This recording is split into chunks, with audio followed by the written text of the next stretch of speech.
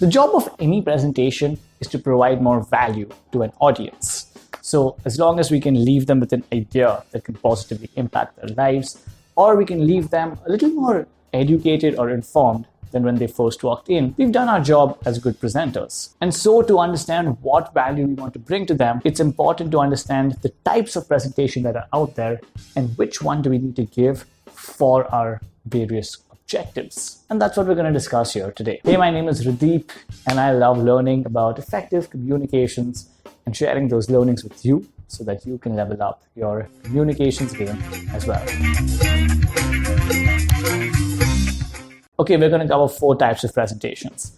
The very first one is persuasive presentations. The objective of such types of presentations are to convince the audience of some particular idea that we have in our minds that will leave them in a better place if they apply and adopt that particular idea. A lot of TED Talks are persuasive presentations, and we might not even know that, because a lot of them are trying to convince us to adopt a new way of living or to take some action that the speaker is trying to inspire within us. And they're using those 15 to 20 minutes to convince us to do that particular thing. On a much more functional level, the same thing goes for pitch presentations or political speeches, where the speakers are using fiery words and delivery to inspire some change or action in their audience. A very simple way to structure a persuasive presentation is to use something known as ethos, pathos, and logos. This is a model coined by the famous Greek philosopher Aristotle. We've created an entire video on ethos, pathos, and logos,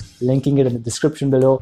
So I'm not going to get too deep into this, but essentially what it means is that we start off by showcasing our credibility, which is our ethos, while we qualify to speak on a particular topic. Then we move on to pathos, which is what is our emotional argument for this particular idea. And lastly, logos, which is backing all of this up with a logical argument or a fact. And when we combine all these 3 together, that's when we can move people with just our words. The second type of presentation is demonstrative. This comes very handy when we want to educate our audiences on something. A lot of workshops, a lot of seminars follow a demonstrative presentation structure.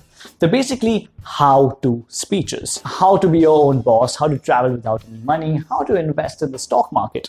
All of these are examples of demonstrative presentations. The only catch over here is that because of the educative nature of these presentations, they can become a little boring. So to make them more engaging, we can add an element of storytelling to them. And a very simple way to do that is by adding characters. So for example, if I'm giving a demonstrative presentation on how to invest in the stock market, and instead of just making it a step-by-step breakdown, this is what you need to do first, second, third, fourth, and fifth. I can start off by talking about a character, whether that's me, the audience, or a fictional person, and talk about their goals. Why do they want to invest in the stock market?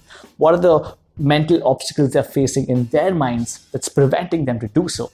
And as they're going about this journey, what are the challenges they face? What do they accomplish? And what are the types of things that they learn while they're going about this process? I can actually cover those 5 points in a much simpler and engaging manner. So the next time we have to give a demonstrative presentation, let's not only focus on informing the audience, but let's also focus on narrating a gripping story through which they will not only learn, but also remember what we say. Next type of presentation is inspirational.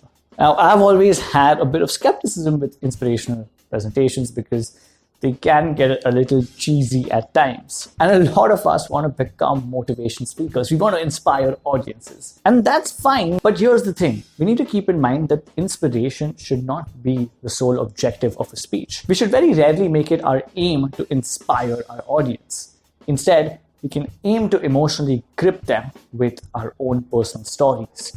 And through that, inspire some sort of change in them, if that takes place. We need to look at inspiration as a byproduct of our own personal experiences and teachings, as opposed to it being the sole objective of a particular presentation. Take the example of this TED Talk by B.J. Miller. Now, parts of me died early on, and that's something we can all say one way or another.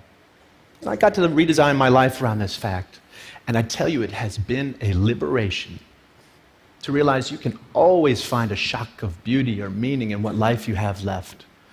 Like that snowball, lasting for a perfect moment, all the while melting away. If we love such moments ferociously, well, then maybe we can learn to live well, not in spite of death, but because of it.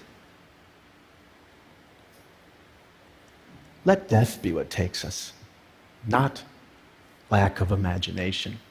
In the entire speech, he's talking about himself, and it's through his own story and personal experiences that we feel inspired to live a life similar to his mentality. So let's try to have an element of realism within inspiration presentations, instead of having a lot of quotes or fiery words just for the sake of it. And the last type of presentation we're going to cover here is very simple: informative presentations. These come in handy when you're reporting something, briefing someone on something, or you're making some announcement. Because of the objective nature of these presentations, we can keep them very, very simple.